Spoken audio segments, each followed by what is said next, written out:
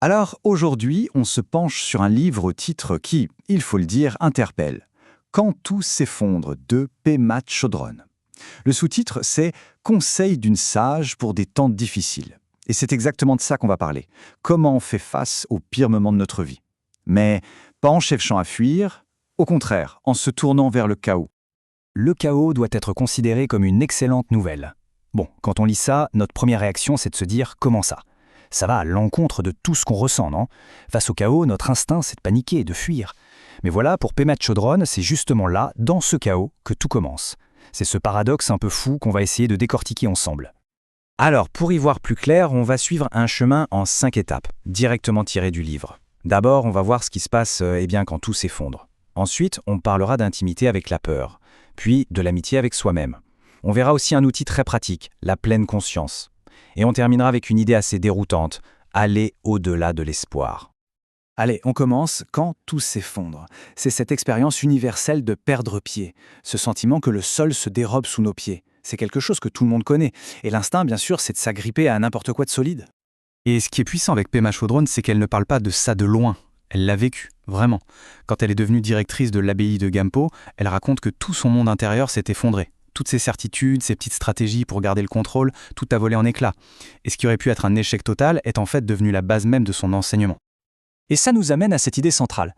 C'est seulement dans la mesure où nous nous exposons nous-mêmes encore et toujours à l'anéantissement que ce qui est indestructible en nous peut apparaître. C'est un retournement de situation complet en fait. L'effondrement n'est plus l'ennemi, c'est une opportunité. C'est en osant traverser ce sentiment d'anéantissement qu'on peut découvrir quelque chose en nous d'indestructible. Ok, mais comment on fait, concrètement, pour traverser ça? Eh bien, la stratégie de Pema Chodron, c'est de s'attaquer à la racine, notre relation avec la peur. Il s'agit de développer une nouvelle forme d'intimité avec cette émotion universelle. Notre réflexe habituel face à la peur, c'est soit de la combattre, soit de la fuir. On se distrait, on l'ignore, on essaye de la faire taire. Le conseil de Chodron, lui, est radicalement différent. Il faut s'en approcher, apprendre à la connaître. Pas pour la combattre, non, mais avec une sorte de curiosité, se familiariser avec elle. Et ça change complètement notre définition du courage. Le courage, ce n'est pas du tout l'absence de peur. C'est la volonté d'être intime avec elle. C'est de la ressentir pleinement, de la laisser être là, sans pour autant qu'elle nous dirige. C'est une bravoure beaucoup plus humaine finalement. Elle illustre ça avec une petite histoire, celle de la guerrière et la peur. Une guerrière s'approche de la peur et au lieu de sortir son épée, elle lui demande la permission de combattre.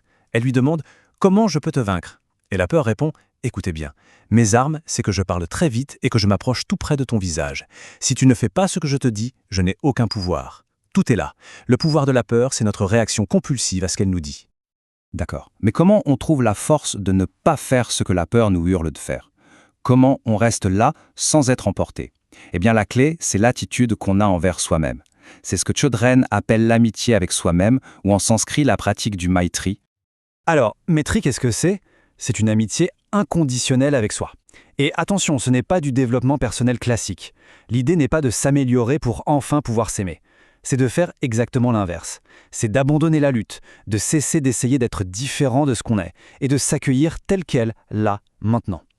Pensez à nos monstres intérieurs, la honte, la jalousie, la colère. Notre réflexe, c'est de fuir.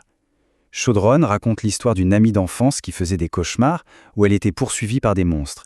Et puis une nuit, épuisée de courir, elle s'est juste arrêtée. Elle s'est retournée pour leur faire face. Et là, surprise, les monstres ont commencé à se dissoudre. C'est ça, le mindfulness en action. Arrêter de fuir et se retourner pour regarder.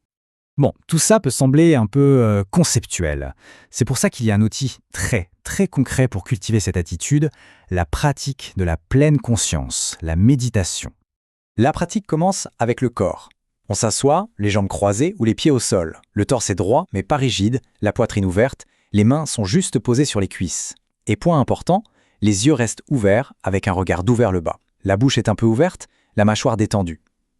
L'idée, ce n'est pas d'être parfait, c'est de créer une posture qui soit à la fois digne et relaxée. Et mentalement, comment ça se passe? C'est simple, on porte une attention douce sur l'expiration. Et puis bien sûr, l'esprit va partir, c'est normal. Le moment magique, c'est quand on s'en rend compte.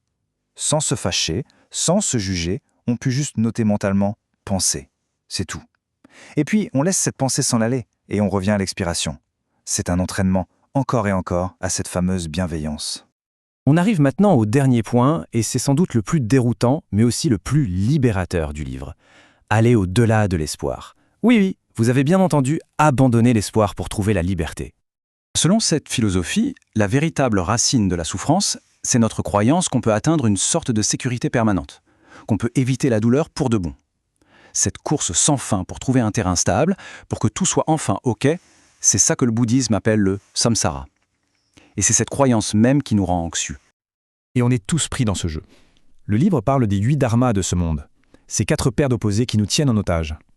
On s'accroche au plaisir, on évite la douleur, on veut les louanges, on fuit le blâme, on cherche le gain, on a peur de la perte, on rêve de célébrité, on craint la disgrâce. Tant que notre équilibre dépend de toujours rester du bon côté, on est condamné à vivre sur les montagnes russes émotionnelles.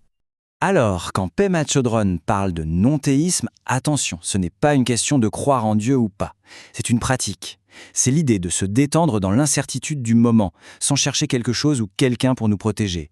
C'est renoncer à l'idée d'un sauveur extérieur, que ce soit une personne, une idéologie ou la situation parfaite qu'on attend. Et en fait, tout ça nous ramène au cœur même de l'enseignement du Bouddha, sa toute première noble vérité, l'idée que la souffrance fait partie de la vie. Pas comme un problème à régler, mais comme une conséquence directe de notre lutte contre l'impermanence de toute chose. C'est pourquoi elle dit « Abandonner l'espoir est une affirmation, le début du commencement ». L'absence d'espoir ici, ce n'est pas du tout du désespoir ou du cynisme. Au contraire, c'est un acte de courage. C'est arrêter de se battre contre la réalité. C'est enfin s'autoriser à se poser, à être avec ce qui est. Et c'est là que tout peut vraiment commencer. On va donc terminer avec cette question qui résume tout. Et si la vraie paix, au fond, ne se trouvait pas en réussissant à tout sécuriser? Et si elle se trouvait plutôt dans le courage de vivre sans cette sécurité?